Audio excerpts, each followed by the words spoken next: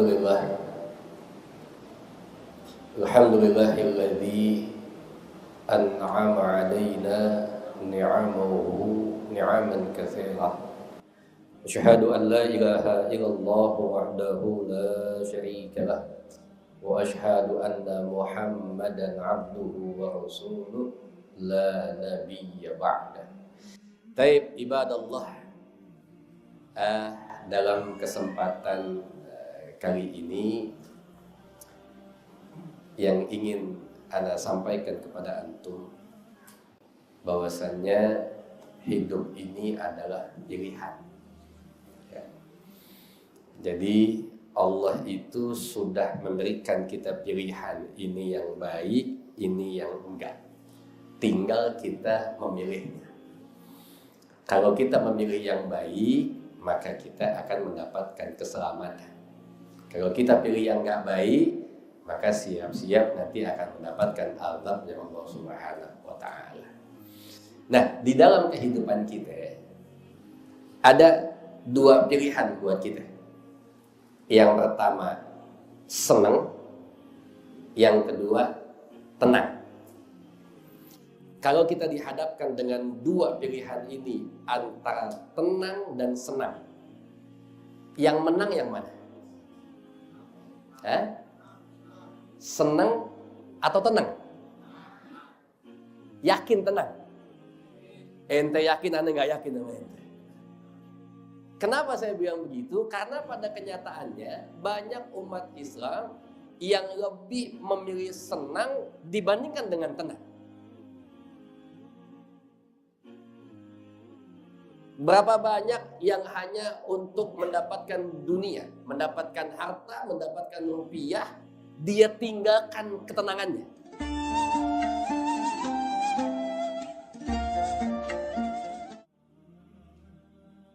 Karena setiap antum berbuat dosa kepada Allah, antum berbuat maksiat, fa insyaallah selama masih ada iman dalam hati kita, pasti kita nggak tenang. Contohnya, satu ketika antum mau ngambil hak yang bukan punya antum. Antum tahu itu bukan hak antum. Saya tanya, tenang nggak? Seorang pencuri, copet misalnya, ketika dia ingin mencuri di tengah jalan, dia tahu itu bukan hak dia. Tapi ketika dia mencuri, maka dalam pikirannya dia akan mendapatkan uang dan sebagainya, bisa memberi kesenangan, dia tidak segan-segan meninggalkan ketenangannya. Jadi buat kita itu, harusnya sebagai umat Islam, kita itu bukan cuma butuh senang, tapi butuh tenang. Karena tidak semua senang mendatangkan ketenangan, tapi insya Allah semua ketenangan akan mendatangkan kesenangan.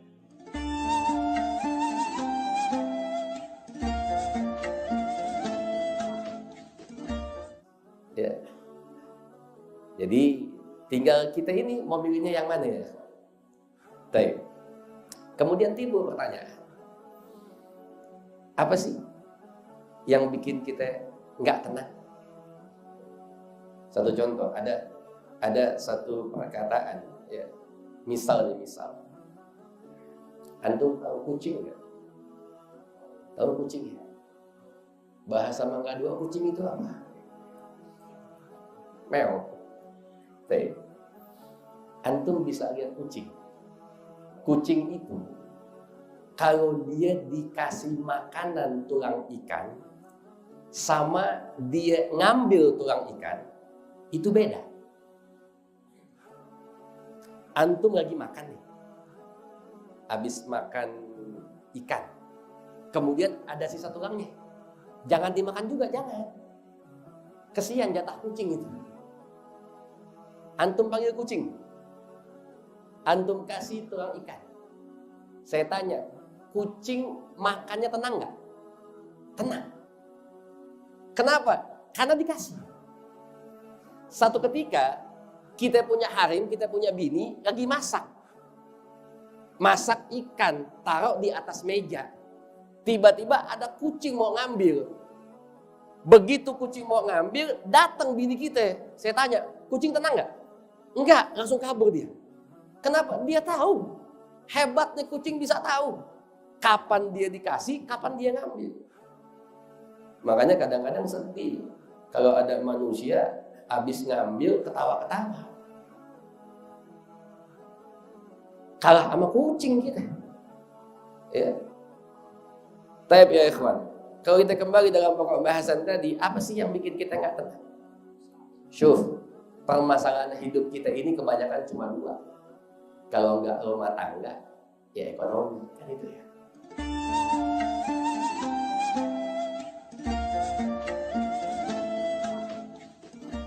Mudah-mudahan yang hadir semua Allah jaga rumah tangganya, Allah berikan keberkahan dalam hartanya.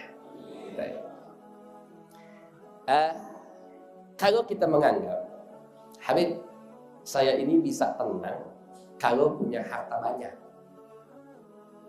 Ayo kita lihat dalam sejarah hidup kita, ternyata tidak semua yang hartanya banyak hidupnya tenang.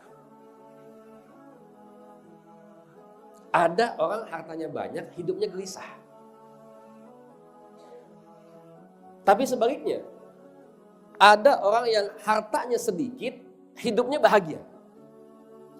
Kalau seandainya yang bikin antum gak tenang hanya sebatas harta saja, semestinya itu orang kaya tidak pernah gelisah, orang miskin gak pernah bahagia. Tapi ternyata dalam kehidupan nyata ada yang kaya gelisah, yang miskin bahagia. Apa kesimpulan buat kita? Ternyata yang bikin tenang bukan harta. Jadi antum kalau nyari duit ya fadhul silahkan. Tapi jangan jadiin tujuan. Karena orang kalau cuma nyari duit doang, jadi tujuannya uang doang, dia nggak akan peduli mana yang dihalalkan, mana yang diharamkan.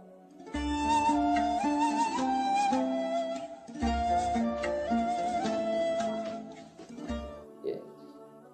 Makanya ada satu penjelasan buat kita, kalau lempengannya urusan dunia, urusan harta, bagaimana sikap kita?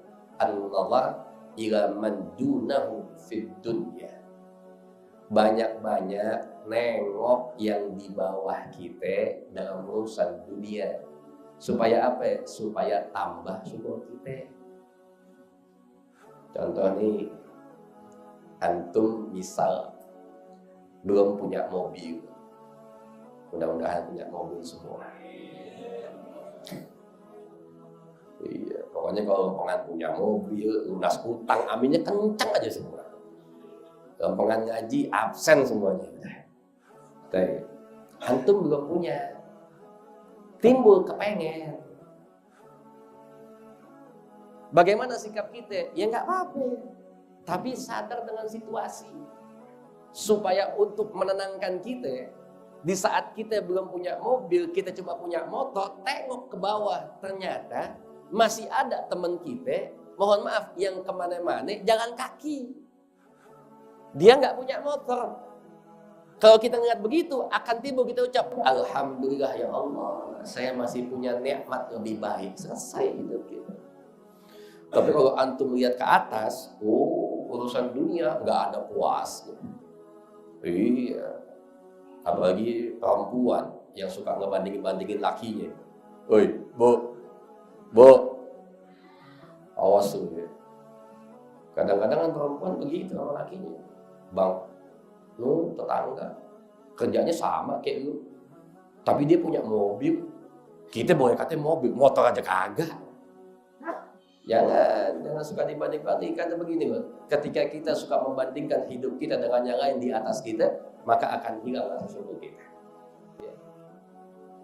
Terus Habib, yang mesti kita lihat ke atas itu apa? An-nazar ila man fawqahu fid din.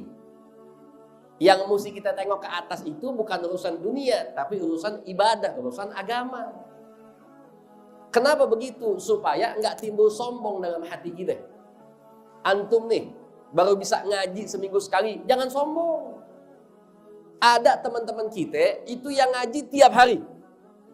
Biar kata nggak paham-paham dia. Ya bagaimana mau paham? Datang cuma modal kuping doang. Di majelis mah ngangguk-ngangguk.